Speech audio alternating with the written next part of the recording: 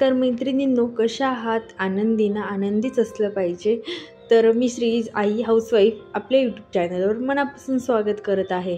तर आजची सुरुवात मी काही अशी करत आहे की देव्हाऱ्यापासूनच सुरुवात केली, कारण हा व्हिडिओ आहे 4थ्या सोमवारचा. तर त्याच दिवशी मी उंबरठा लेपनाचा पण व्हिडिओ केला होता, बट मी तो आधी अपलोड केला आणि हा नंतर करते, कारण दोन्ही एकत्र केला असता तर खूप मोठा व्हिडिओ झाला असता. म्हणून मी तो व्हिडिओ आणि हा व्हिडिओ डिवाईड केला आणि तुमच्यापर्यंत पोहोचवत आहे. सो असं मी सकाळीच सागर संगीत पूजा करून घेतली मस्त, आणि उंबरठा पूजनाचा व्हिडिओ तर तुम्ही आधी बघितलाच असेल. तर मस्त देव्हारा तुम्हाला दाखवला मी आधी, आणि लगेच मी आणि आई महादेवाच्या मंदिरात पूजेसाठी जाणार होतो. फायनली हा सोमवार भेटला आम्हाला. घरीच आम्ही दोघी होतो, कारण की प्रत्येक सोमवारी काही ना काही प्रोग्राम असायचे, त्यामुळे आम्ही घराबाहेरच होतो. आणि मग मस्त ताट तयार करून घेतला आणि आई आणि मी गेलो आमच्या कॉलनीतल्या महादेवांच्या मंदिरामध्ये. तर हे महादेवाचं मंदिर पण आम्ही आल्यानंतरच, म्हणजे माझ्या लग्नानंतरच बनवलं गेलं, आणि ही प्राणप्रतिष्ठा पण आमच्या हातानेही झाली होती, कारण 11 जोडफे बसले होते, त्यात मी आणि हे पण होतो. आणि ही महादेवांची लिंग आहे ना, ती आम्ही स्थापन केली आहे.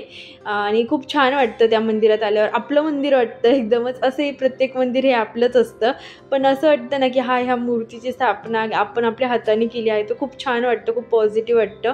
तर मी इथे पुस्तक घरूनच पुस्तक आणलं होतं मी, आणि त्या पुस्तकातून मी 108 नामावली आहे जी महादेवांची, ती बोलून मी 108 बेलपत्र वाहिले. आणि आईंना जेवढं जमलं तेवढं आईंनी माझा व्हिडिओ काढण्याचा प्रयत्न केला, आणि माझं अजिबातच व्हिडिओकडे लक्ष नव्हतं, कारण माझं पूर्ण लक्ष माझ्या पूजेवर होतं. तर मी आईंना फक्त सांगितलं होतं, तुम्हाला जेवढं जमेल तेवढं करा, बाकी मी करून घेईल, मला जसं होईल तसं. आणि माझी पूजा पूर्ण छान मनाला शांत करणारी झाली, आणि त्यानंतर आई पूजेला बसल्या होत्या. तर मी आईचा व्हिडिओ व्यवस्थित घेतला. आणि बघा, आमचे महादेवांचं लिंग आहे ना, त्याच्यावरच काही दिवसापूर्वी महादेवांची प्रतिमा दिसली होती. तर त्यांचीच अशी फोटो काढून फ्रेम बनवून मंदिरात लावली आहे. आणि खरंच असं वाटतं की, म्हणजे असं म्हणतो ना आपण, आपली जिथे भक्ती असेल की तिथे आपल्याला देव दिसतो, तसंच काहीसं की इथे सगळ्यांनाच असं वाटलं की त्या लिंगावर महादेवांची एक प्रतिमा आहे जी उभा स्वरूपात दिसते. तर तसंच फोटो फ्रेम त्यांनी बनवून घेतला आणि लावला आहे. आणि नंतर आम्ही मस्त छान दर्शन घेऊन घरी आलो. बघा उंबरठा किती छान दिसतोय ना. तर हा व्हिडिओ तुम्ही नक्की बघा जर बघितला नसेल तर. आणि नंतर घरी आल्यानंतर शेवटी तीच वेळ आली ज्या वेळेला आम्ही परत मुंबईला येणार आहोत. आणि परत सगळेजण असे उदास, नाराज, आणि शेवटी मी बॅग भरायला घेतली. आणि बॅग भरताना मला दिसलं की अरे, मी श्रीचा युनिफॉर्म आणला होता, जो आईबाबांनी बघितला नाही तिला युनिफॉर्मवर, म्हणून मग मी तिला युनिफॉर्म घातला आणि स्कूल बॅग वगैरे देऊन रेडी केलं.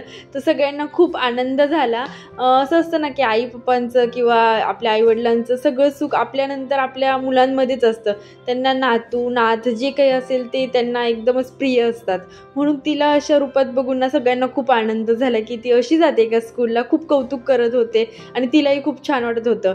आणि मग नंतर मी देवाचे पाया पडल्या, नमस्कार केला निघण्याच्या आधी. आमची 10:30-11ची ट्रॅव्हल्स होती, आणि मग मी त्या आधीच सगळं बॅग वगैरे भरलं, उपवास सोडला आणि देवाला नमस्कार केला. काय होतं ना, आपण ज्या घरात जन्म घेतो ते घर सोडून आपण सासू सासरे आपल्या मिस्टरांसाठी दुसऱ्या घरात येतो, आणि त्या घराला कुठेतरी आपण आपलंसं करायला जातो. तितक्यातच आपलं दुसरं कर्तव्य, म्हणजे आपल्या बायकोचं, आपल्या आईचं, ते कर्तव्य निभवण्यासाठी परत आपल्याला तेच घर सोडून दुसऱ्या घरी जावं लागतं. आणि प्रत्येक घरात गेल्यावर आपले वेगवेगळे कर्तव्य, वेगवेगळ्या जबाबदाऱ्या ह्या आपण प्रत्येक वेळेस पार पाडत असतो. असंच असेल का आपलं आयुष्य? आपण प्रत्येक ठिकाणी आपले जबाबदारी, आपले कर्तव्य बघूनच वावरतो, आणि प्रत्येक घराला आपलं घर करून घेतो. आणि डोळ्यात पाणी थोडंसं, जरी आम्ही 4-5 दिवसासाठी जात असेल तरी आई पप्पा कुठेतरी नाराज झाले होते, असं की आता तुम्ही लवकर परत या, तुम्ही असले की आम्हाला खूप छान वाटतं.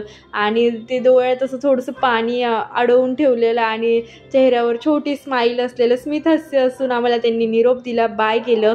आणि बघा दुसऱ्या दिवशी आलो आम्ही घरी, तर बघतो एवढा पाऊस. तुम्ही टीव्हीवरही बघितलं असेल मुंबईला किती जोरात पाऊस झाला ते.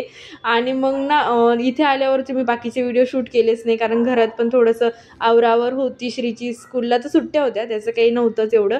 आणि नंतर बघा अशा जोरदार पाऊस चालू होता, आणि त्यानंतरचे व्हिडिओही मी तुमच्यासोबत शेअर करणार आहे. सो चॅनलला लाईक करा, सबस्क्राईब करा, शेअर करा. धन्यवाद.